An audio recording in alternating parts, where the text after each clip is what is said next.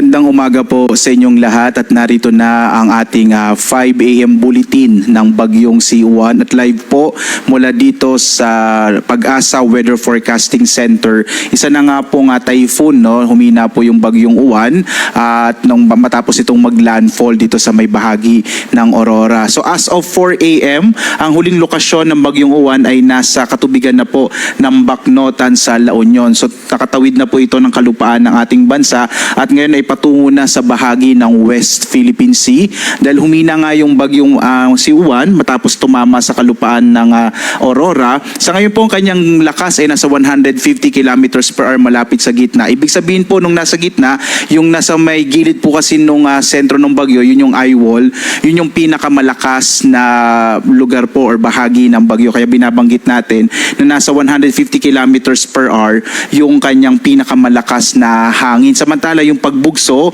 ito naman ay nasa 230 kilometers per hour. Tinatawag din itong gustiness. Ito po yung mga biglang malalakas na hangin na dala pa rin ng bagyo. At ito'y kumikilos pa kanluran, hilagang kanluran sa bilis naman na 25 kilometers per hour. Makikita nyo po, no? So nababawasan na po yung mga lugar na may mga kaulapan. Kaya po posible po na mamayang hapon or mamayang tanghali ay mas mababawasan na yung mga pagbugso ng hangin, malalakas na mga ulan na dala nga ng Bagyong Uwan, lalo't palabas na po ito ng Philippine Area of Responsibility.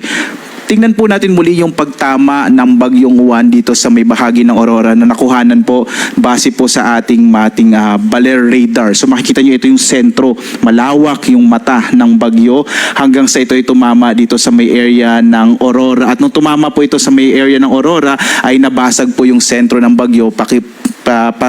Makikita po natin na bahagyang humina nga itong bagyo mula sa super typhoon category ay naging typhoon category na ito hanggang sa binaybay niya itong mga lugar po sa Northern Luzon hanggang lumabas na nga patungo sa West Philippine Sea dito po sa may area ng La Union. Tumama yung sentro ng bagyo, ito po yung una niyang landfall dito sa may area ng Dinalungan sa Aurora around 9:10 kagabi po at posible pong lumabas ito ng Philippine Area of Responsibility mamayang madaling araw or bukas ng madaling araw po ng Martes. So Martes ito maaaring lumabas ng Philippine Area of Responsibility at posible pa rin, no? Makikita niyo po sa track natin, maaring pumasok ulit ito ng Philippine Area of Responsibility madaling araw ng Huwebes. Pero makikita niyo ang maapektuhan nito ay yung bahagi ng Taiwan. Kapag ito'y muling pumasok ng PAR, posible pong magkaroon ulit tayo ng epekto yung Bagyong Uwan. Pero most probably po dito na lang sa may bahagi ng extreme northern Luzon, yung area po ng Batanes, ang maaring maapektuhan pagpasok po muli ng bagyo. So muli po, no, inaasahan natin na mamayang hapon hanggang gabi ay unti-unti lalabas na po ng Philippine Area of Responsibility ang Bagyong Uwan at Huwebes muling maaring pumasok ito ng PAR. Bandang Friday po ay maaring lumabas ulit ito ng Philippine Area of Responsibility at maging isang low pressure area na lamang pagdating ng araw ng Sabado. Sa ngayon po, no, nakataas naman ang signal number 4 dito po sa may western portion ng Nueva Vizcaya, southern portion, southwestern portion ng Kalinga, western portion ng Mountain Province, southern portion ng Abra, western portion ng Ifugao, Benguet, central and southern portion ng Ilocos Sur, La Union, Pangasinan, hilagang bahagi ng Nueva Ecija, ng Tarlac at ng Zambales, mga northern part na po ito.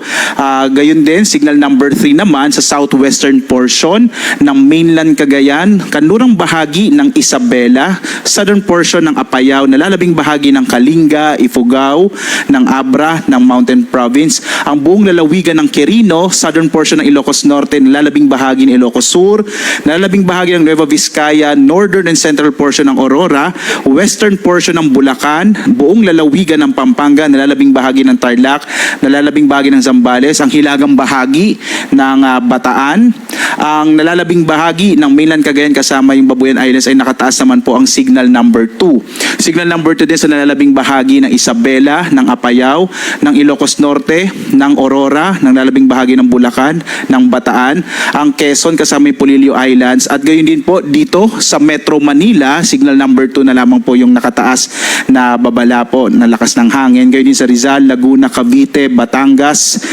Marinduque, hilagang bahagi ng Oriental Mindoro Mindoro, hilaga at gitnang bahagi ng Occidental Mindoro kasama itong Lubang Islands. Signal number 2 pa rin po sa Camarines Norte at northwestern portion ng Camarines Sur. Signal number 1 naman sa Batanes, hilagang bahagi ng Palawan kasama yung Cuyo at Cagayan-Silio Islands, nalalabing bahagi ng Camarines Sur, Catanduanes, Albay, Sorsogon, Masbate kasama yung Burias at Ticao Islands, Romblon, nalalabing bahagi ng Oriental Mindoro, ng Occidental Mindoro, western and central portion ng Northern Samar, northwestern portion ng Samar, at gayon din po dito sa Panay Islands, Iloilo, Capiz, Aklan, Antique kasama yung Kaluya Island. Inaasahan po natin sa mga susunod na update natin within the day ay unti-unti na pong bababa yung mga nakataas na babala natin na tropical cyclone wind signal, lalo't papalayo na nga yung bagyo. Pero asahan pa rin natin, posible po ngayong umaga, may mga pagbugso pa rin ng hangin, posible pa rin yung mga biglang mga malalakas na mga pag-ulan, lalo na sa may kanlurang bahagi po ng Luzon. Samantala, ngayong araw, kahit po yung mga lugar na wala pong nakataas na tropical cyclone wind signal, posible pa rin magkaroon ng mga pagbugso ng hangin, dulot pa rin po yan ng bagyong Uwan. Malaking bahagi pa rin po ng Palawan, Visayas at ilang bahagi ng Mindanao. Bukas, inaasahan nga natin na lalabas po ng Philippine Area of Responsibility ang bagyong Uwan, pero posible pa rin kahit po wala na pong nakataas sa tropical cyclone wind signal, malaking bahagi pa rin ng Luzon ay maaaring magkaroon ng mga pagbugso ng hangin kasi meron pa rin pong trough or yung mga kaulapan na dala ng bagyo. Pagdating ng Wednesday, araw ng Miyerkules, ay posibleng may mga pagbugso rin ng hangin sa Batanes at Babuyan Islands. Dahil inaasahan nga natin muling papasok ng Philippine Area of Responsibility ang bagyong Uwan madaling araw po ng Huwebes. Narito po yung ating inaasahang mga paglakas ng mga dadalhin po nitong ulan kahit po palabas na yung bagyo. Mapapansin po natin na nabawasan na po yung mga malalakas na mga pag-ulan na mararanasan ngayong araw. Nakikita po natin posible yung malalakas na mga pag-ulan ngayong umaga hanggang tanghali, pero pagdating po ng hapon, posibleng mabawasan na yung mga heavy rainfall, no? Posibleng mga light to moderate rains na lang yung mararanasan sa malaking bahagi ng Luzon. Magbantay na lamang po itong nasa may kanlurang bahagi ng Luzon, itong Ilocos Region area at sa may western section ng Central Luzon sa Zambales. Posible po kasi dahil yung trough nito ay maaring magdala pa rin ng mga hanggang malalakas na mga pag-ulan na maaring magdulot ng mga flash floods and landslide. Pero ngayong araw, posible po bandang tanghali or hapon, malaking bahagi na po ng Luzon ay makararanas ng mababawasang mga malalakas na mga pag-ulan. Bukas po araw ng Martes, posibleng mas maulap na kalangitan naman at mga mahina hanggang sa katamtamang pag-ulan ang mararanasan sa malaking bahagi ng Luzon sa paglabas nga yan ng bagyong Uwan ng Philippine Area of Responsibility bukas. Samantala po, no, meron pa rin tayong inilabas na storm surge warning, particular na po dito sa may kanlurang bahagi ng Luzon. Posible pa rin yung more than 3 meters sa taas ng alon po sa baybay dagat. Kaya mag-ingat pa rin po yung mga kababayan natin dito sa may western section ng Northern and Central Luzon, kung saan posible pa rin magkaroon ng mga daluyong or mga malalaking pag-alon sa may baybay dagat. Mas mataas kaysa sa normal na mga pag-alon sa may coastal areas po ng Luzon. Samantala, may nakataas pa rin tayong gale warning. Particular po ito dito sa may baybay dagat hanggang around 50 to 55 kilometers po mula sa coast ng ating bansa. Inaasahan pa rin natin na magiging maalon yung gitna ng karagatan dahil nga po sa hanging dala ng bagyo, bagyong Uwan. Particular na po ito yung area ng Batanes, kasama yung Cagayan at Babuyan Islands, Isabela, Ilocos Norte, Ilocos Sur, La Union, Pangasinan, Aurora, Zambales, Bataan, Metro Manila, particular na nga po sa may Manila Bay, delikado pa rin po maglayag dyan.